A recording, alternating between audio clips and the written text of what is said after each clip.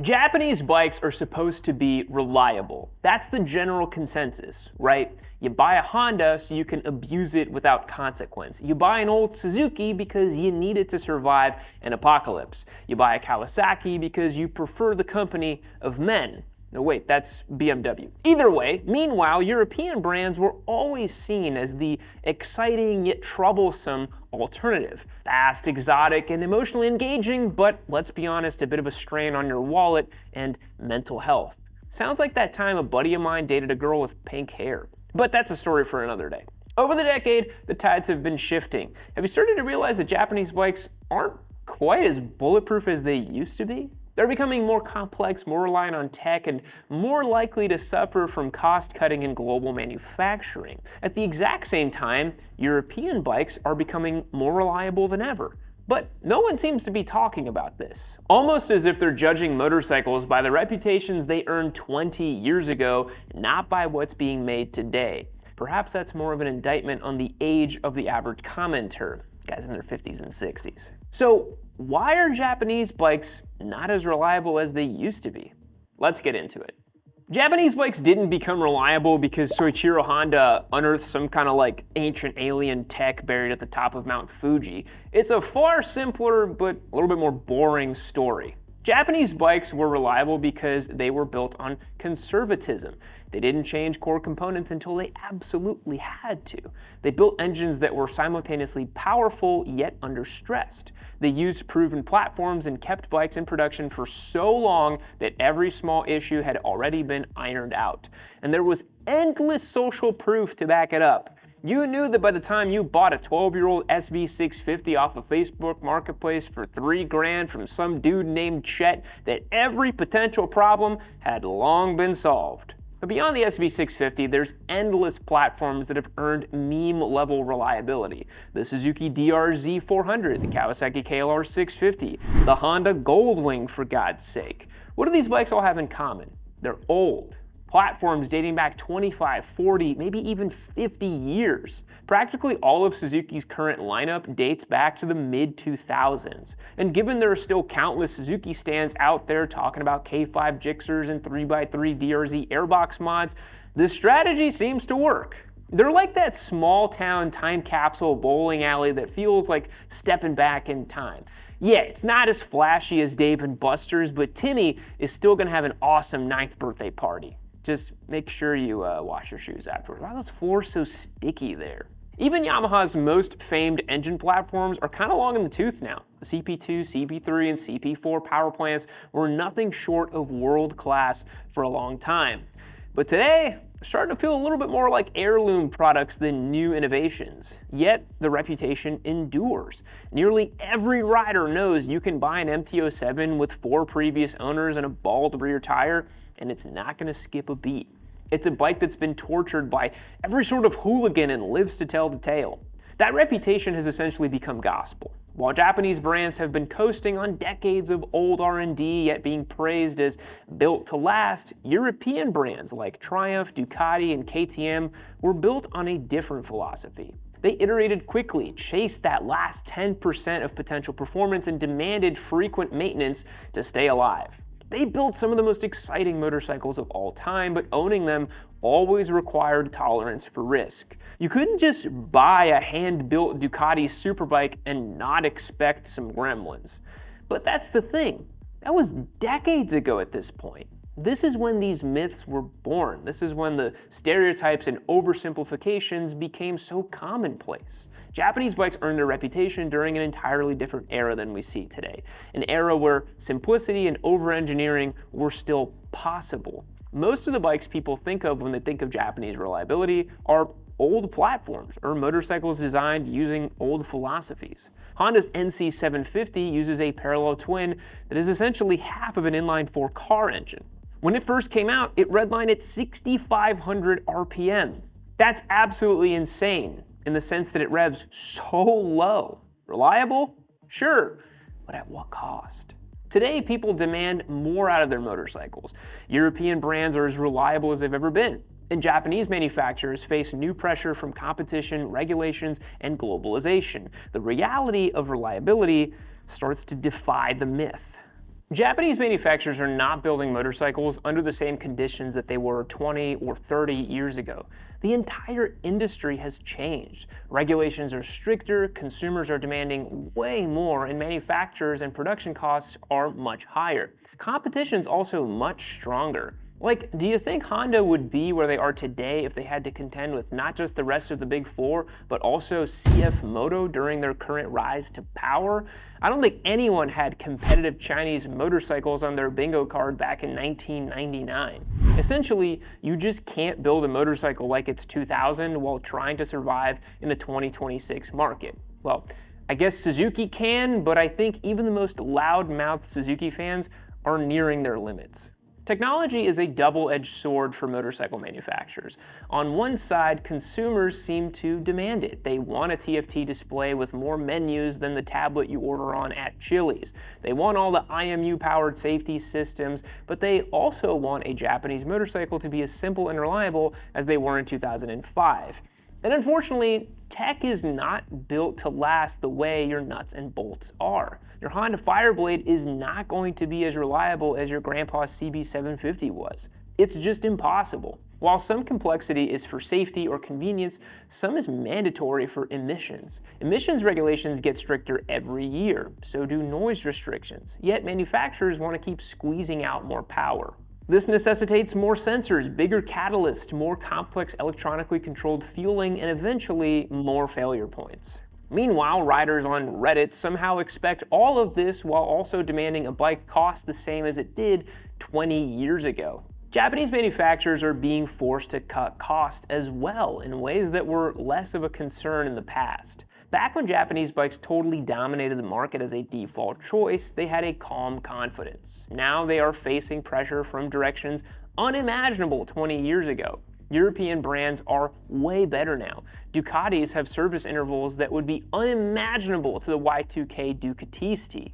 The Multistrada V4 calls for oil changes every 9,000 miles and valve checks every 37,000 miles. That's insane. You can now own a Ducati V4 that needs oil changes less frequently than their Desmo engines needed valve adjustments.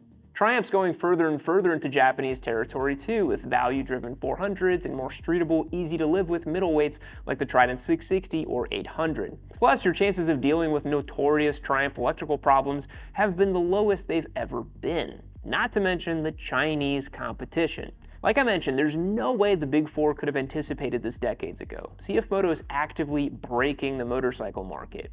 Aimed at young, value-driven, nihilistic riders, these CF Motos match Japanese bikes on performance while beating them on features, tech, and price. And just as an anecdote, I've been seeing more and more CF Motos just rolling around than I have Japanese bikes here. If a black-pilled Zoomer doesn't have enough optimism to imagine 2030, why should they buy a motorcycle strictly for reliability? They want tech, value, and financing deals attractive enough to lure in a 22-year-old with a 400 credit score and stage 4 brain rot. They're here for a good time, not a long time.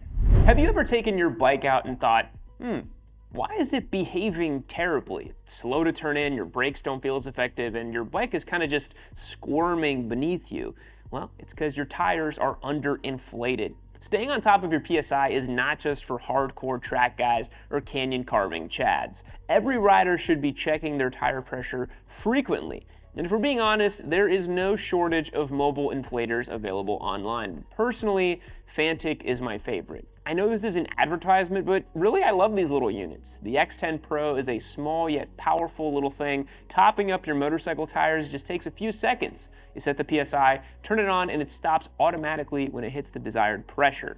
The battery lasts forever too. I use this thing on my motorcycles, my road bike, and even to top up my wife's car. And honestly, I don't remember the last time I charged it. Although I probably should, since I use this inflator so frequently. I would be devastated if the battery died on a day I really needed it. What's the alternative? Go to a gas station? I think they charge for air now anyway, so that's crazy. You deserve better than that. That's why Fanttik is celebrating their 6-year anniversary and giving everyone 30% off so you can get an X10 Pro for yourself. That is a great deal. Click the link in the description and the discount will automatically be applied. Don't miss this one. It's a really sweet little thing. Thanks to Fanttik for the support. Now let's get back to the show.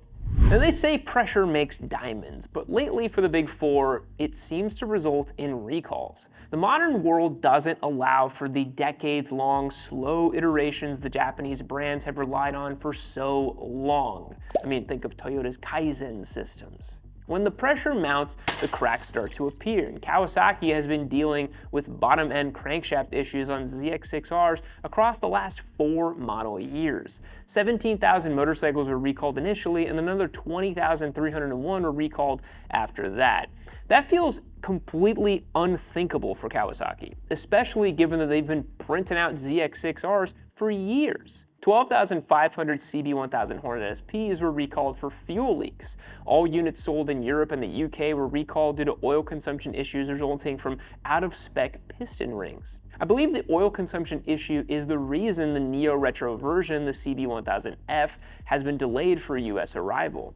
Yamaha had to recall all of their 2022 to 2023 CP3 models due to ECU issues, and Suzuki, well, I guess since 90% of their lineup was developed in 2000, they don't have as many widespread or serious issues. But anecdotally, someone on our Discord server has a GSX 8R whose TFT dash just outright failed. You know how much a replacement unit costs from Suzuki? $1,700. You know what probably wouldn't fail? An analog speedometer. And look, these are not KTM levels of manufacturing defect. It's not camshafts made out of cheese. But still, for the big four, it's a little outside of the normal, no? It's almost as if Japanese bikes are not as flawless by default anymore, because the environment that created the classic reliable Japanese bike just doesn't exist anymore. All right, at this point, we need to separate two things: the actual reliability of Japanese motorcycles and the mythology surrounding them. Because honestly, those things are not the same thing anymore, and I feel like I'm living in crazy land nowadays. Japanese bikes are still generally reliable overall, probably still more reliable than most European alternatives. Of course, there will always be outliers on either side. People love dropping anecdotes in the comments about how their buddy's Aprilia or Ducati blew up in the first 1,000 miles, or I guess that would be KTM nowadays. But generally, this basically still reigns true. But the mythical, untouchable, buy it for life reputation they carry today was built during an entirely different era of motorcycling. If you want a motorcycle that will run forever, you already know what I'm going to say. It's a simple air-cooled carbureted dual sport. That's going to be your only option. Everything else will eventually decompose in one way or another. The myth of reliability comes from the cultural momentum. Every older rider has some story about an indestructible Japanese motorcycle. Take the Honda Magna guy, for example. He only rides Honda Magnas. He only hangs out with guys who ride Honda Magnas. That is the be-all, end-all motorcycle for him. Then there's all those VFR guys that are the same way. Or your uncle who talks about how winterization is fake news because he used to just roll his CB750 into the garage, throw a sheet over it, and then it would start on the first kick 5 months later. Ah yes, the good old days of ethanol-free gas. These bikes have become folklore, and since every motorcyclist can't experience every motorcycle on Earth long enough to test its durability, our understanding gets passed down through stories, anecdotes, and composite averages, and to be honest, a little bit of survivor bias. But the oral tradition is dated. These stories haven't really caught up to reality, as more people's Hondas are starting to burn oil, or more TFT displays have the blue screen of death. The mythology might start changing. We hold Japanese motorcycles to a totally different standard than everybody else. If your KTM throws an error code or has an electrical fault, KTM owners just shrug and say, yeah, that's just KTM stuff. Good thing I have my orange Power Parts code reader ready. But if a Honda or a Kawasaki has a problem, people react like the Pope was caught at the male strip club. Because Japanese reliability is so ingrained in motorcycling culture, and hell, even in culture in general, that minor issues feel like a shocking betrayal. And it's all pretty ironic because modern motorcycles are generally better than they've ever been. Old motorcycles were simple and easy to keep running forever, but they also kinda sucked. I've ridden plenty of old bikes to know this. Carburetor jets clogged, gaskets leaked, electrical systems were more primitive than the color-changing LED smart lights you have behind the computer monitor in your goon cave. And the brakes just straight up didn't work half the time. So yeah, an old Honda was more reliable than an old Triumph, but it wouldn't hold a candle to an average motorcycle today. I think the biggest question is, what happens 15 to 20 years from now? Nobody actually knows how this tech will age long term. And if we're basing our assumptions on computers, TVs, or smartphones, it will likely age poorly. What happens when the engine on your Goldwing still runs perfectly, but the ECU is bricked or the radar cruise control module costs $4,000 to replace? Old Japanese reliability came from simplicity and over-engineering. Modern motorcycles are better, but they're built with complexity and optimized under the pressure of global competition. Maybe everything's gonna work out. Or maybe Japanese bikes will be fully enshrined the way so many other things have been.